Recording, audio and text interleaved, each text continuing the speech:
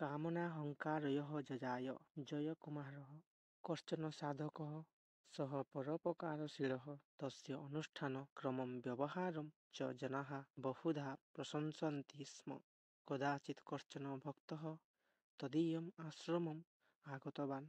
आश्रमे कश्चन जलपूर्णः कलशः अग्नियुक्ता अङ्गारधानि च तस्य साधकस्य पार्श्वे आसीत्। तदुभयं सर्वदा तस्य साधकस्य पार्श्वे भवति स्म।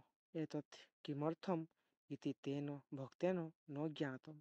अतः सः आश्चर्येण अपृच्छत्, श्रीमन्, जलपूर्णः कलशः अग्निपूर्णा अङ्गारधानि च सर्वदा भवतः पार्श्वे किमर्थं भवति इति। तदा सः साधकः अवदत्, वत्स, अहं मम कामनाः जले मज्जयितुम् इच्छामि, अहङ्कारं च दग्धुम् इच्छामि। जलकलशस्य अग्नेः च दर्शनात् आत्मना करणीयस्य कार्यस्य स्मरणं भवति, दुर्गुणाः निवारणीयाः इत्येतत् कदापि विस्मृतं न भवेत्। अतः एतदुभयं स्वसमीपे स्थापयामि इति। महात्मन्, किमेतत् उच्यते भवता? भवान् तु साधनामार्गे उच्चस्थाने वर्तते। एतादृशं भवन्तं दुर्गुणाः कथं स्प्रष्टुम् अर्हेयुः इति अपृच्छत् भक्तः।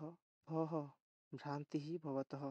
उन्नते स्थाने स्थितस्य पतनं भवितुम् अर्हति। क्षणमात्रेण एव मम पतनं भवितुं न अर्हति इति केनापि न चिन्तनीयम्। सामान्यस्य पतनं भवितुम् अर्हति सामान्यम्।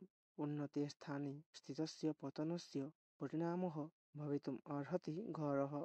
अतः उन्नते स्थाने स्थितवता अपि दुर्गुणेभ्यः आत्मनः रक्षणे अवधानं देयम् एव। श्रीमन्, भवतः साधना तथा प्रबला अस्ति येन भवति दुर्गुणाः न उत्पद्येरन् एव। सर्वगुणसम्पन्नः अस्ति भवान्। पुनरपि अवदत् भक्तः, सर्वगुणसम्पन्नः भवति भगवान् एकः एव। यस्मिन् दिने अहं सर्वगुणसम्पन्नः अस्मि इति भावः मयि उत्पद्येत, तस्मिन् एव दिने मम अधः पतनम् अपि निश्चितम्। अस्तु नाम कामनाहङ्कारयोः विषये एव किमर्थम् अधिकम् अवधानं भवतः? यदि अल्पा अनवधानता स्यात् तर्हि कापि कामना उत्पद्येत एव।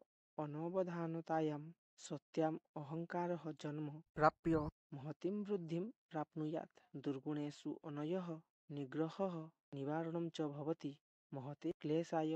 अतः एव अनयः विषये एव अधिकावधानवान् भवामि अहम् इति अवदत् साधकः।